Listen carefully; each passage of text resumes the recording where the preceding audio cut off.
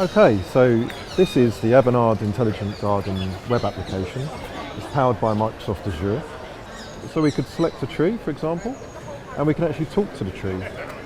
So we're using all the information and telemetry that's gathered from the sensors that we have in the garden, and we can ask very contextual questions about this particular plant or tree.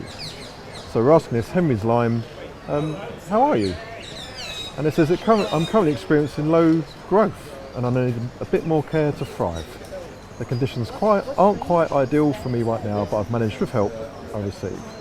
So using the sensor and telemetry data that we're gathering in the garden, we can provide this particular tree exactly the sorts of conditions it needs to thrive, which is really important in an urban context. So yeah, the garden of the future will be addressing some of the issues that we're going to be facing with climate change through using some of the innovations from the Gates Foundation. So we've got the crown-filled circular toilet. The crops that we'll be growing are much more climate resistant for the predicted climate we'll be having moving forward.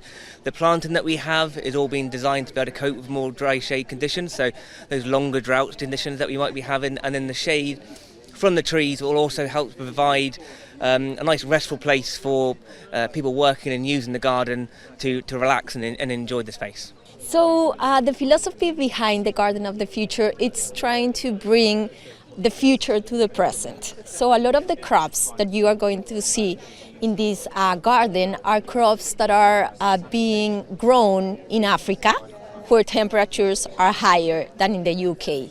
And what climate change it's bringing the challenge is that, for instance, in the UK, in the following decades, temperature is going to increase.